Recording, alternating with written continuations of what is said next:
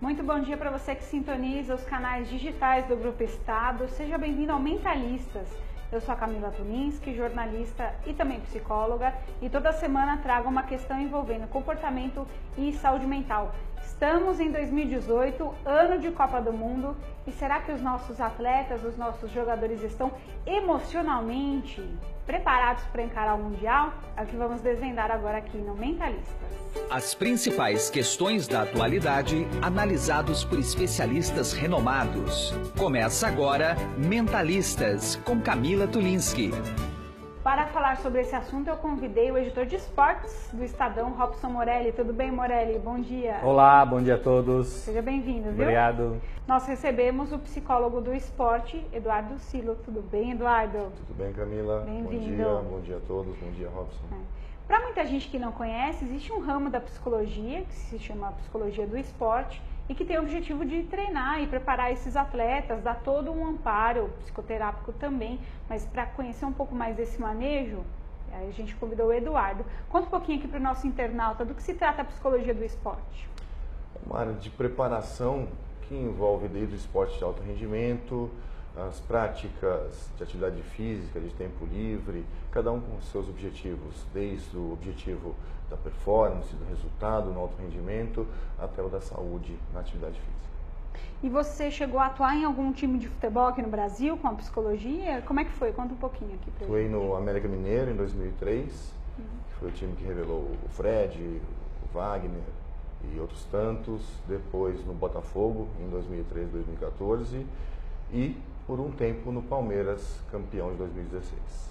Palmeiras campeão de 2016, com orgulho, né? Você Sim, com certeza. fala porque é um trabalho que envolve toda a questão mental dos jogadores, né? Deve ser difícil conter a emoção deles, não é? É muita coisa acontecendo ao mesmo tempo, internamente e externamente, e manter o foco na preparação e na competição nem sempre é uma tarefa fácil, mesmo para os mais experientes. Ô Morelli, como é que você acompanha essa questão das emoções com os jogadores? Vamos focar no futebol, que é objeto do nosso bate-papo aqui no Mentalistas, já que a gente está em contagem regressiva para a Copa do Mundo lá na Rússia. Como é que você acompanha essa questão das emoções? Mas não é só o futebol, né? Acho que todo esporte competitivo você requer um foco, né? Bastante direcionado para o que você vai fazer naquela hora. Pode ser uma corrida de 10 minutos, pode ser um salto de segundos e pode ser o futebol de 90 minutos. Eu queria construir um cenário, um estádio com 60 mil pessoas, um jogador que precisa fazer um gol num pênalti, por exemplo, que é ele o goleiro. Teoricamente, o batedor é quem tem mais responsabilidade, porque teoricamente é mais fácil para quem chuta do que para quem defende, e aquele chute, aquele gol depende de toda a alegria daquela sua torcida, e ele é o cara que tem que cobrar, que tem que chutar aquela bola. Imagina a responsabilidade desse cidadão. Por isso tem aquela máxima que diz que o pênalti quem deveria bater é o presidente do clube, né? Meu coração já disparou só de me imaginar no lugar desse goleiro, Morelli. Por isso que você tem que ter essa concentração, essa psicologia, isso muito bem resolvido na sua cabeça. É assim que a gente olha. Lá atrás, quando começou a falar, olha, precisa de psicólogo, precisa ter um trabalho mental dos jogadores, do elenco, lá em 2003 talvez, um pouquinho antes até, quando o Eduardo falou que começou a trabalhar com esporte, mas o que é isso? A gente não precisa disso, né? A gente vai lá, resolve o jogo dentro do campo, faz o que tem que fazer. E a gente descobriu nessa década que precisa muito disso, muito disso. Porque como o Eduardo falou, você precisa ter esse preparo mental para enfrentar esse cenário que eu descrevi, Camila. E eu imagino se hoje em dia já tem uma resistência por parte de alguns técnicos, jogadores, times, né, da própria torcida, não sei. A psicologia como um todo já enfrenta esse estigma, né? Ah, mas aquela pessoa é louca, vai precisar de psicólogo para quê? Então é frescura, estresse, ansiedade é frescura. Existe o estigma da psicologia e no esporte deve ser a mesma coisa, né? Eu só queria falar que eu acho que mudou já esse estigma. Eu acho que isso foi derrubado dentro do esporte, pelo menos em algumas grandes equipes, com profissionais mais bem preparados para isso. Eu acho que a aceitação é maior hoje. Eu não sei o que o Eduardo tem para falar, mas eu acho que essa aceitação é maior hoje. Com certeza, a aceitação está aumentando. mas é uma mudança de cultura que leva tempo. Então, não em todos os clubes, não em todos os setores, ainda existe alguma resistência, até pelo entendimento e também por uma postura humilde de falar assim, eu preciso de ajuda para dar conta de fatos da minha cabeça, que muitas vezes o atleta tido como herói, ele tem dificuldade em aceitar, né, que ele possa não dar conta da tarefa, não ter sucesso. Então, muitas vezes, aceitar o trabalho de psicologia pode ser um sinônimo de fracasso, de fragilidade, e nem todo mundo quer transparecer essa imagem. Né? Puxa, você tem uma experiência de quase 20 anos com a psicologia do esporte. Em quais ocasiões o psicólogo é chamado para atuar, né? Então, o clube liga e fala assim, olha, eu estou precisando de um psicólogo. Você podia contar um pouquinho dessa dinâmica para nós? A situação que ainda é comum, mas não é muito adequada, é aquela situação na qual o clube está passando por uma situação difícil, possibilidade de um rebaixamento, alguma dificuldade nesse sentido. E aí o psicólogo é chamado para dar uma palestra motivacional, para apagar um incêndio, e aí é loteria. É como chegar para cobrar o pênalti e não ter se preparado para isso. Pode dar certo, pode dar errado. O trabalho que funciona mesmo é o trabalho do dia a dia. É o trabalho do profissional que está presente dentro de uma comissão técnica, que acompanha os treinamentos, que entende o trabalho das outras áreas de uma forma multi ou interdisciplinar e que aí consegue contribuir não só para a comissão, como para os jogadores coletivo e individualmente. Você chegou a acompanhar um trabalho de psicologia em times nas suas coberturas? A seleção brasileira de 2002 teve, os clubes têm com alguma frequência, mas o que o Eduardo falou é muito pontual mesmo. Você ser chamado quando a coisa já está ruim é muito difícil, né? Por isso que eu entendo que esse trabalho tem que ser ao longo da temporada. E você tem que participar da vida do clube, ou da seleção, né? ou do grupo de atletas. Porque ali no dia a dia, ou talvez 3 vezes por semana, você percebe como está aquele jogador, você conhece o jogador um pouquinho melhor e sabe, olha, hoje ele não está bem, acho que tem alguma coisa aí, vou falar com ele, vou tentar descobrir o que é, vou tentar ajudar, vou tentar resolver, ou não é nada e vou dar confiança para ele.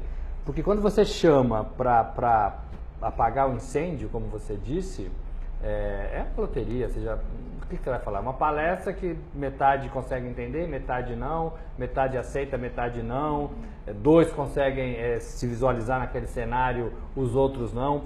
Eu lembro que a gente teve o Ronaldo, lembra o Ronaldo de 98 na Copa do Mundo? Ele teve uma convulsão que não foi explicada até hoje, que eu acho que tem a ver com o emocional daquela situação dele ter que ganhar a Copa do Mundo, de carregar um Brasil nas costas, e ele era o principal jogador. Vamos reviver esse momento, Morelli, porque muita gente não tinha nem nascido, está assistindo nosso programa, ou era muito pequeno para relembrar. Qual que era a pressão em cima do fenômeno? Era 98, né? Era 98, o Brasil chegou à Copa do Mundo na França numa condição de campeão do mundo, então existia toda essa aura de o time vai ganhar de novo, o time é bom, o time é competente, e o Ronaldo, o melhor jogador do mundo, o Ronaldo carregando a seleção e carregando o futebol internacional também, e era um garoto, né? Em 98 era um garoto, e tinha muita cobrança em cima dele. E o Ronaldo, no dia do jogo, né, ele teve uma convulsão, à noite, né, ele teve uma convulsão, passou mal e foi levado para o hospital no dia da final. Foi atendido e jogou, né, assim, um risco danado, também tem isso, né, jogou, o Edmundo estava escalado, depois o Zagallo trocou e colocou o Ronaldo, ele disse que não teve como falar não para o Ronaldo. Mas o Ronaldo não jogou bem, o Brasil perdeu aquela Copa para a França. Acabou sendo substituído também, foi. Pelo próprio Edmundo. Isso, então assim, foi uma situação de estresse que poderia ter sido trabalhada, né, com acompanhamento, a Copa toda. Só a expectativa de toda a situação de preparação para uma Copa do Mundo, que é o evento máximo do futebol, já é enorme e difícil de lidar. Se a gente pensar que o jogador tem na sua rotina, principalmente o Ronaldo naquela época, a missão de garotos propaganda, de uma série de produtos, embaixador da Unicef, então rodando o mundo com diversos afazeres, dificilmente o ser humano consegue dar conta disso e ainda jogar futebol em alto nível. Eu fico pensando, no caso da seleção brasileira, você sempre tem aqueles atletas que se destacam, Ronaldo, Neymar e por aí vai. Quando você trabalha um atleta de alto rendimento, na natação, por exemplo, é um indivíduo ali e você faz um trabalho pontual de psicologia. E numa equipe que você tem vários tipos de personalidade, né? Desde aqueles que são salvadores da pátria, como no caso do Fenômeno, a pressão que é em cima deles, ou daqueles outros que, digamos, estão num patamar menor. Como é que é o manejo da psicologia com equipes como as equipes de futebol? Como é que é feito esse trabalho individual ou dá para fazer um trabalho coletivo? Como é que funciona? Nos dois sentidos. Alguns indivíduos vão precisar de uma atenção maior por características próprias ou pelo momento que estão passando. E o grupo como um todo também precisa receber um trabalho que é de influência coletiva. Geralmente, quem faz esse trabalho com um grupo é o próprio treinador, alimentado por informações do psicólogo. Mas por uma questão de hierarquia, de respeito, de estabelecimento de liderança e comando, o papel do psicólogo é captar informação, levar para o treinador e deixar o que ele faça. Individualmente, a preocupação é fazer com que questões pessoais não atrapalhem o rendimento dele como indivíduo dentro de uma modalidade que exige o trabalho em conjunto, né, o teamwork. É importante também pensar que a gente tem um cenário que não é só de lidar com problemas de várias pessoas, mas muitas vezes de lidar também com vaidades, com objetivos diferentes. Então, um trabalho vencedor geralmente é um trabalho que consegue colocar todo mundo focado em prol de objetivos coletivos, porque o objetivo coletivo vai beneficiar todo mundo, pelo menos um pouquinho. Agora, o objetivo individual acima do coletivo, possivelmente não vai levar ao sucesso, né, numa modalidade que exige esse trabalho de equipe. E haja com ter vaidade num cenário em que você tem todos os holofotes, basicamente, em cima dos jogadores da seleção brasileira, já que a gente está falando de Copa do Mundo. O Eduardo falou de questões pessoais. Aqui eu ia fazer uma pergunta para o Morelli, que tem esse conhecimento dos jogadores e tudo mais. Quando a gente fala questões pessoais, você pode dizer rompimento de relacionamento amoroso, uma briga de família, as saidinhas para um bar à noite, aí dá-lhe o técnico de futebol puxar a orelha e falar, olha, não pode. Tem algumas limitações que os jogadores sofrem, quer dizer, o técnico costuma falar assim, olha, essa noite ninguém vai para balada, então nessa temporada é proibido bebida alcoólica, né, ou encontros com a namorada, esposa. O que você pode contar pra gente? Em Copa do Mundo existe uma cartilha ali que você, né, não é uma cartilha com essa conotação, mas são regras para fazer do grupo um grupo harmonioso, com envolvimento, com responsabilidades, né? Uns fecham mais, outros fecham menos, e cada um sente, né, falando dos jogadores, cada um sente de uma forma diferente. Você tem num grupo jogadores mais tímidos e mais extrovertidos. Se você fecha o grupo, olha, vamos ficar fechado, não vamos ter contato com o mundo externo. O cara mais extrovertido, ele vai sentir, porque ele gosta de se comunicar, ele gosta de sair, ele gosta de ver gente, né? Ele vai sentir. O cara mais tímido pode ser que aceite numa boa, né? Então tudo isso tem que ser pensado, né? Olha, eu tenho 5 jogadores importantes no meu time, né? Vampeta, Edilson, Edmundo e Ronaldo. Todos adoram festas, né? Todos adoram baladas, todos adoram ver gente, sair. Como é que eu vou trancar esses caras? Se eu não vamos sair, eu vou pôr um guarda na frente do quarto de cada um deles. Você não vai deixá-los sair, mas você vai ter um retorno que não vai ser aquele que você espera. Então você tem que pensar nisso. Você tem que ter essa leitura do seu grupo. Eu acho que o primeiro trabalho é você conseguir entender que grupo que você tem na mão.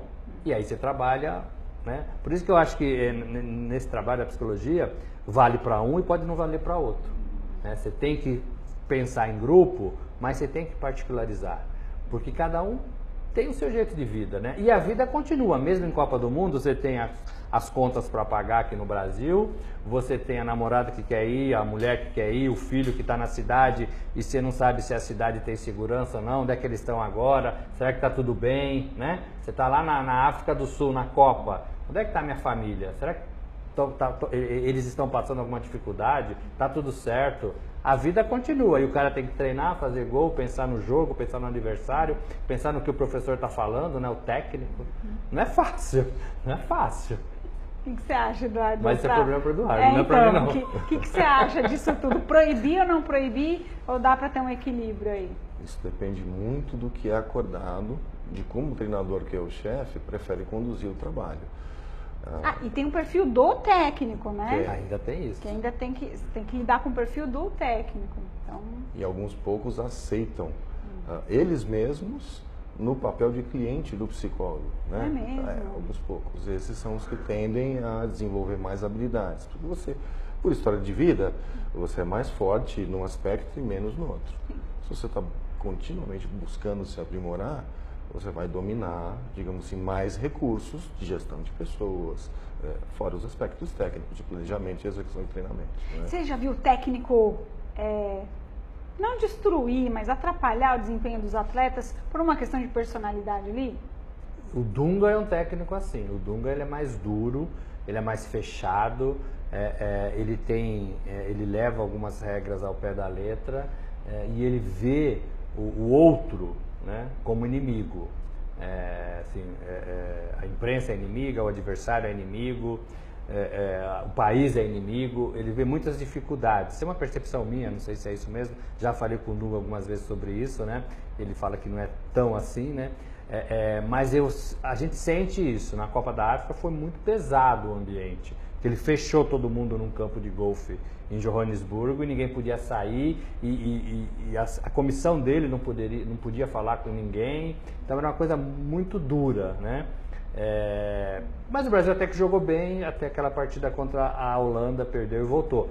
Apesar de ter jogado bem contra a Holanda também. Mas ele carrega isso, essa personalidade. Brigou com um jornalista um dia lá numa entrevista, né? O Tite é um cara mais tranquilo, né? O Tite assumiu a seleção da mão do Dunga. São os mesmos jogadores. Você vê hoje muito mais alegria, envolvimento, esse sentimento de grupo do que você via antes. Como é que você explica isso? Eu acho que entra na sua área, né? Assim, quase que 100%. Eu penso que o jogador, para ter sucesso numa modalidade como o futebol, que requer malícia, imprevisibilidade, o drible como uma das essências, você precisa estar alegre, precisa estar feliz, precisa estar confiante de que aquele é um grupo que pode chegar para poder fazer o seu melhor e aproveitar as características, né, as ditas características do futebol brasileiro.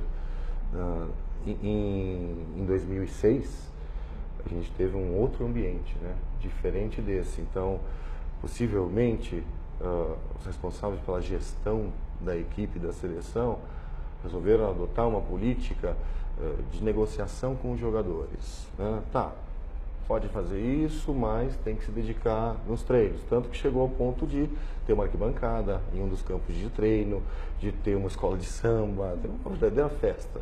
Vocês não podem ir na festa, mas a festa vem até vocês. É uma opção, né? Em 2010, parece que foi isso mesmo, fechou, é aqui, ninguém entra. Só que concentração é muito pesado. O nível de estresse ele vai crescendo, e isso tende a atrapalhar. Não dá para julgar um trabalho por um resultado de um jogo. Não dá. Não dá. Isso é injusto. Mas geralmente a gente faz. E a gente só valoriza quem é campeão.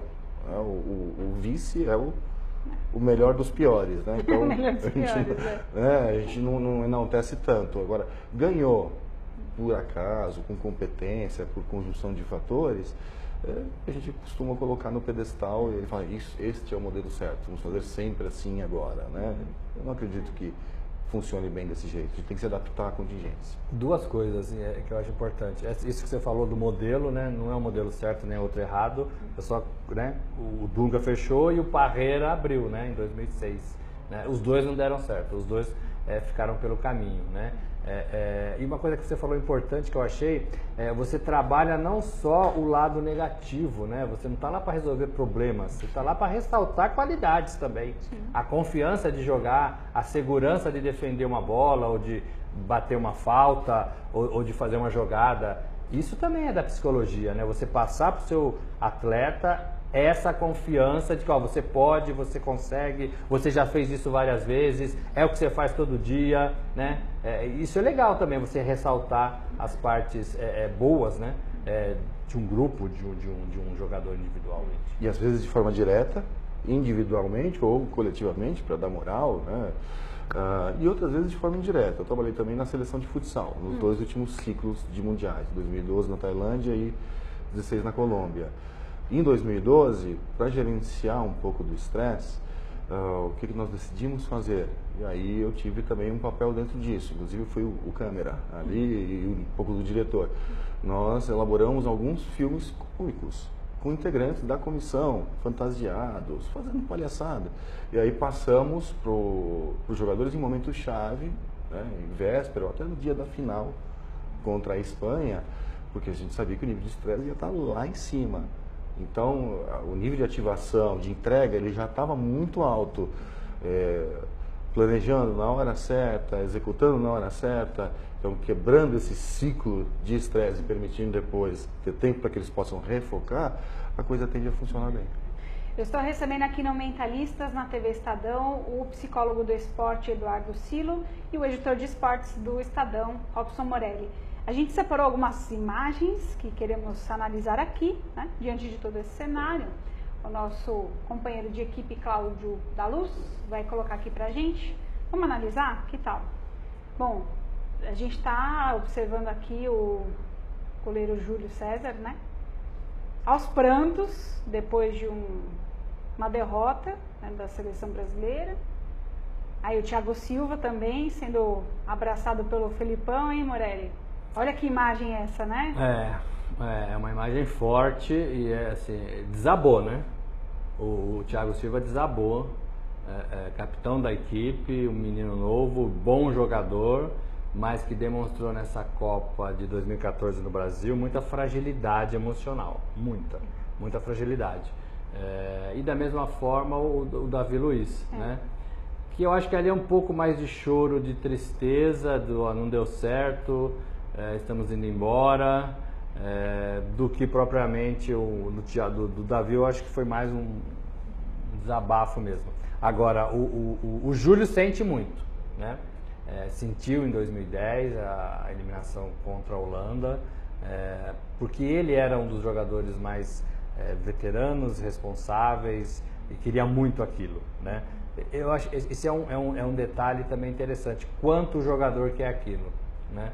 E o Júlio via aquela Copa da África também como assim, puxa, é o meu auge talvez, é a minha Copa, é agora ou nunca. E tem esse peso, eles carregam esse peso. Como eu acho que o Neymar vai carregar agora para a Rússia isso, porque em 2014 ele não foi bem, em 2010 ele ficou fora, em 2014 ele se machucou e o Brasil perdeu aqui em casa, a Alemanha, aquela coisa toda que eu não gosto nem de lembrar. Ninguém quer lembrar. Mas assim, ele assim, ele está sendo apontado como sucessor de Cristiano e Messi, teve uma negociação milionária, ele leva tudo isso para a Rússia, né? Pode ter certeza que leva. E o Thiago mostrou ali, mas desde o começo, né, o Thiago vem sentindo essa responsabilidade, talvez de jogar no Brasil. Aí o Eduardo talvez possa nos falar um pouco mais disso. Jogar no Brasil, uma Copa no Brasil, não deve ser igual a Copa lá fora, não deve ser igual a nada. Tem essa diferença, Eduardo, emocional para o jogador? Com certeza, uma diferença enorme. Né? Com certeza, também, a gente pode pensar, existe um perfil individual, emocional e comportamental. Parece que o Júlio, por já ter demonstrado as lágrimas, as emoções em diversas situações, boas e ruins, até recentemente ele veio as lágrimas também numa despedida dele de um clube, isso pesa. Agora, o aspecto do ambiente em volta, ele acaba sendo mais determinante. Essas imagens que a gente viu, com tantos jogadores, realmente, com nervos à flor da pele, só pode significar uma coisa, né? Aí não são questões individuais, mas é uma marca do peso do ambiente em volta. Jogar uma Copa no Brasil, depois do que foi 1950, né? Depois de tanto tempo, com um favoritismo absurdo, né? Escancarado inclusive por membros da própria comissão técnica da seleção. Exato. Eu lembro na apresentação do Brasil na Granja Comari, eu tenho quase certeza que é a data dia 26 de maio de 2014, e a primeira coletiva da comissão técnica foi falando assim, estamos com uma mão na taça. Uau! Porque o trabalho está bem feito, porque temos um baita time, e com certeza, isso não foi dito, mas devia estar sendo repercutido, porque estamos replicando a metodologia do trabalho de 2002. Essa coisa do já ganhou, o quanto isso atrapalha também o desempenho dos jogadores. O Felipão depois falou isso pra gente, que assim, ele não tinha muito o que falar diferentemente disso, porque por causa de tudo isso, Copa do Brasil, pentacampeão, o trabalho na avaliação dele foi bem feito. O Brasil vinha de título da Copa das Confederações do Maracanã contra a Espanha, né? O Brasil, seleção brasileira, não se envolveu ou não foi envolvido com aquela onda de manifestação de 2013, né, que tomou conta do Brasil, né? E a seleção passou sem mancha e o Filipão falou naquela época, olha, vocês podem, para os jogadores, vocês podem se manifestar do jeito que vocês quiserem, né? Vocês são brasileiros também, vocês têm redes sociais, né? Mas aqui dentro a gente foca e aqui dentro a gente vai fazer o trabalho e a seleção foi campeã, né? Então teve tudo isso. Então chegou em 2014 limpa, né? Com 2 treinadores campeões do mundo, Filipão e Parreira, com um time vencedor da Copa das Confederações, com um elenco que a gente não desconfiava, né? Depois, né, descobriu-se que não era tão bom assim, né? Tão preparado assim, mas, né? E na Copa no Brasil, com as pessoas cantando o hino à capela, que também aquilo emocionava demais, né? Então assim, e aí vai mal, aí vai mal, aí vai mal, aí chega a Alemanha, né? Aí o cara desaba. Mas já contra o Chile, o Thiago Silva desabou contra o Chile, né? Eu imagino que a opção da comissão foi: vamos dar confiança, vamos dar moral, vamos trabalhar de uma forma a mostrar que eles podem, né? E eles poderiam. A questão é que quando chega contra o Chile e o jogo vai para os pênaltis, então toda aquela confiança virou peso e responsabilidade. E é por isso que vem na cabeça a imagem da possibilidade da eliminação. E em termos mesmo de fisiológicos e emocionais, os mesmos processos responsáveis por te preparar para estar focado, para ter energia, para a intensidade de uma partida de alto nível, como é uma Copa do Mundo, eles também são a mesma base do medo. Então é muito tênue essa linha. Uma vez que aconteça alguma situação que efetivamente mostre que pode dar tudo errado, aquela intensidade, aquela emoção toda, ela pode virar medo e desconfiança. Puxa, a gente está na reta final, mas só mais uma palavrinha de vocês dois, porque eu gosto de, no Mentalistas, também fazer premonições. Por que não, né, Robson Morelli? Como deve ser o ano do Brasil agora, que estamos em 2018, para a Copa? Daquela última Copa de 2014, que a gente não gosta nem de lembrar, do 7-1, que previsões a gente pode trazer aqui? A previsão de 2014 também era boa, né? Depois comprovou-se que não foi tão boa assim. Então é mais fácil, né? Falar hoje de 2014. 2018 na Rússia, a gente tem que analisar o que o Tite está fazendo até agora na seleção. Parece que tudo vem dando certo, né? Existe um time, existe um grupo, eles se gostam, né? Você tem alguns jogadores mais velhos, mas você tem uma molecada que entendeu o recado, Neymar, Gabriel Jesus, Felipe Coutinho, né? O Tite é um cara inexperiente em seleção brasileira e ele assumiu isso. A partir do momento que ele assume isso, eu acho que ele dá um peso diferente para tudo isso e está ganhando, né? Que é o que importa, né? Tá ganhando. Então, hoje a previsão é que o Brasil vai fazer uma boa Copa do Mundo, né? Aí nós vimos que a primeira fase não é lá tão difícil, né? Contra Costa Rica, Suíça e Sérvia. Então, vai ganhando confiança. Mas tem que ir assim até o fim, né? Tem que ir assim até o fim. E do ponto de vista emocional? Eu sei que a leitura a gente faz com a Rasa quase feito um pires, porque a gente tinha que estar lá com a seleção todo dia para ver. Isso. Mas dá pra gente vislumbrar um cenário emocional para os nossos jogadores esse ano de 2018, tendo em vista a carga emocional da Copa passada? Eduardo, o que você diz pra gente? Se o Tite e a comissão, e claro, os jogadores conseguirem manter o foco na tarefa, e não é só jogo a jogo, é bola por bola, as chances de sucesso aumentam muito. Claro que esse retrospecto recente da seleção, a campanha nas eliminatórias, isso tudo dá confiança, isso tudo é um indicativo de que está no caminho certo, só que isso também cria expectativa. A hora que for entrar o campo na estreia, não é para carregar nada dessa campanha e nem dos outros 5 títulos. A seleção não vai ganhar nada por conta da sua história. Vai ganhar vai ganhar jogos. Quanto ao campeonato, a Copa, já é uma outra história porque o futebol é bastante imprevisível e nem sempre o melhor time ganha. Pode ter 80% de posse de bola, 20 finalizações contra uma, só que se essa uma do adversário num contra-ataque entrar e a nossa não, acabou, né? Principalmente na fase eliminatória. Então é conseguir trabalhar ali no imediato, focar na tarefa e ter alegria nos pés. Bom, então no fim da Copa, não sabemos ainda o resultado, obviamente, porque os jogos estão prestes a começar. Eu reitero o convite para que a gente volte esse bate-papo aqui no Mentalistas e aí a gente faz a análise do que foi a Copa de 2018 lá na Rússia. Já aproveitando para agradecer a participação do editor de esportes do Estadão, Robson Morelli, e do psicólogo do esporte, Eduardo Silo. Obrigada pela presença de vocês, viu? Obrigado a você. Obrigado. Agradeço também a sua audiência aqui toda semana comigo no Mentalistas. Na próxima semana tem mais uma edição. Obrigada pela sua audiência e até lá. Você acompanhou Mentalistas com Camila Tulinski.